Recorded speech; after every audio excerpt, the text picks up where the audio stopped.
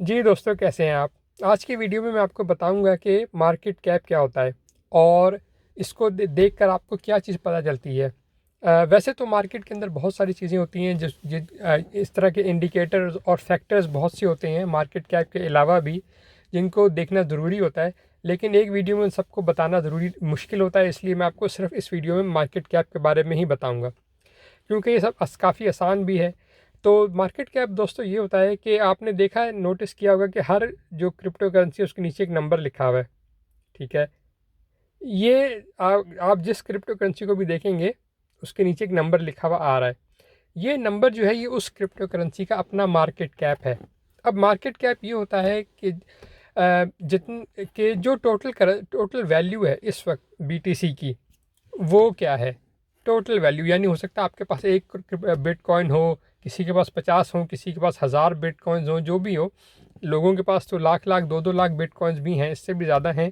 लेकिन जितने भी हैं, आपके पास जिसके पास जितने भी बिटकॉइंस हैं वो उसके पास उनकी वैल्यू एक अलग चीज़ है।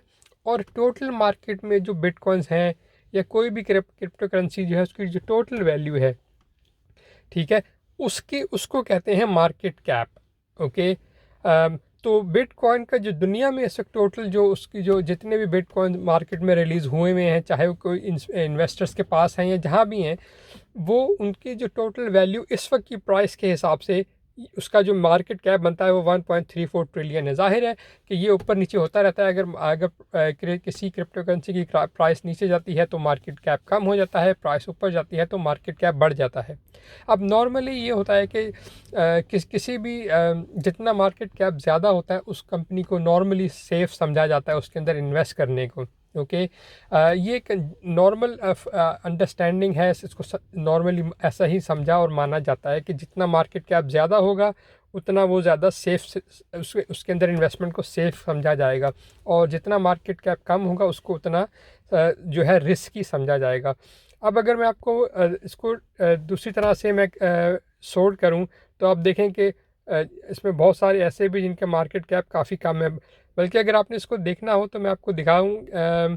अगर मैं इसके मेन स्क्रीन पर आऊं और यहाँ पर क्रिप्टो करेंसी के मेन स्क्रीन पर जाकर, ठीक है जी, यहाँ पर आप दिखाऊं कि जो न्यूली लिस्टेड है उसके अंदर gainers and lose trend recently added, ये ठीक है, ये वो क्रिप्टो करेंसीज हैं जो मार्केट में आज ही के दिन या एक ऐड हुई हैं।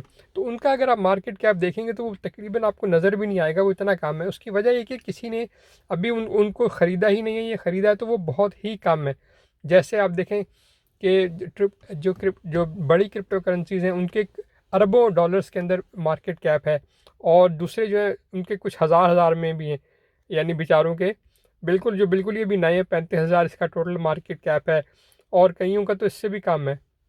तो क्योंकि ये भी सिर्फ ऐड हुई हैं, तो इस इन अब होता क्या है कि अगर आप मार्केट कैप जिनके बहुत ज़्यादा होता है, ठीक है, उसके अंदर उनको क्योंकि सेफ समझा जाता है तो उसमें प्रॉब्लम ये आती है कि उसके अंदर जो मार्जिन होता है, जो प्रॉफिट मार्जिन होता है वो कम होता है, इसलिए कि उसकी जो प्राइस है वो इतनी ज़्यादा तेज़ी से मूव नहीं करती। लेकिन जो नई चीज़ें ऐड होती हैं जिनका मार्केट कैप काफ़ी कम होता है, उनका उनके अंदर प्रॉफिट मार्जिन बहुत ही ज़्यादा होता है, बहुत ही ज़्यादा होता है। लेकिन उनके अंदर उतना ही रिस्क भी ज़्यादा होता है। ओके, तो ये दोनों में फ़र्क है। अगर मार्केट कैप बहुत हाई है इसका मतलब है कंपनी इस्टेब्लिश्ड है, क्रिप्टो करेंसी है या जो भी ये टोकन कॉइन है वो इस्टेब्लिश है काफ़ी, और काफ़ी लोग उसको होल्ड करके बैठे हुए हैं, क्योंकि उनको लगता है कि ये चीज़ अभी ये चीज़ जो है क्रैश नहीं करेगी, फेल नहीं करेगी। क्रैश तो चीज़ें होती रहती हैं लेकिन फेल नहीं होगी, या इसके अंदर कोई फ्रॉड नहीं होगा। तो उसके अंदर लोग क्योंकि सेफ समझते हैं तो उसकी वजह से उसके अंदर रिस्क कम होता है। लेकिन उसके साथ साथ उसका ये डाउन, आप कह लें कि एक तरह से उसका नुकसान ये है कि उसके जो प्रॉफिट का जो मार्जिन है डेली का, वो उतना ज़्यादा नहीं होता। बहुत प्राइस जो है बहुत थोड़े थोड़ा करके मूव करती है। लेकिन जैसे मैंने आपको बताया, जो स्मॉल मार्केट कैप्स हैं जिनके, उनके अंदर प्रॉफिट मार्जिन भी बहुत ही ज़्यादा होता है, लेकिन उसके साथ साथ रिस्क भी बहुत ज़्यादा होता है। हर रोज़ मार्केट में क्रिप्टो करेंसीज नई ऐड होती रहती हैं, और उनमें से अगर रोज़ाना आप समझें कि 200-300 करेंसीज रोज़ाना ऐड हो रही हैं, तो उनमें से 1 2 3 ऐसी होती हैं जो कि बहुत ही ज़्यादा यानी यूँ समझें कि आसमान तक उनका प्रॉफिट चला जाता है एक कुछ ही घंटों के अंदर, और लोग मिलियन डॉलर्स, कई कई मिलियन डॉलर्स कुछ कुछ घंटों में कमा रहे हैं स्मॉल मार्केट कैप से। लेकिन जैसे मैंने आपको बताया कि उसके अंदर रिस्क भी उतना ही ज़्यादा होता है, बहुत हाई रिस्क होता है। इसलिए अगर आप स्मॉल मार्केट कैप में जाना चाहते हैं तो आपको बहुत ही ज़्यादा केयरफुल होना चाहिए, क्योंकि इसमें लूज़ करने के चांस बहुत ज़्यादा होते हैं।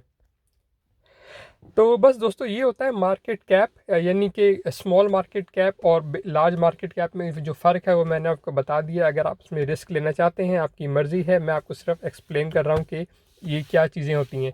जैसे मैंने आपको शुरू में बताया था कि इन्वेस्टर्स हों या ट्रेडर्स हों, मार्केट कैप के अलावा और भी बहुत सारी चीज़ें देखते हैं। इसलिए ये कोई अकेली चीज़ नहीं कि आप सिर्फ ये देख के यार किसी चीज़ का मार्केट कैप कम है तो आप उसमें थोड़े से पैसे डाल दें और ये सोचें कि उसकी वैल्यू बढ़ जाएगी। ऐसा नहीं होता, आपको और भी चीज़ें देखनी पड़ती हैं। उनके ऊपर मैं अगले वीडियो में एक एक करके, जैसे मैंने कहा, मैं बात करूँगा, और आप उसके साथ साथ आप अपना डिसीजन करने में आपको आसानी होगी। अभी अगर आपको इससे मार्केट कैप रिलेटेड से कोई सवाल है जो आप मुझे कुछ समझ नहीं आया या आप समझना चाहते हैं तो मुझे कमेंट में पूछ सकते हैं। इस वीडियो को बस यहीं तक। अगर आपको पसंद आई है तो वीडियो को लाइक और शेयर ज़रूर कीजिएगा। बाकी बातें अगली वीडियो में देखने का शुक्रिया।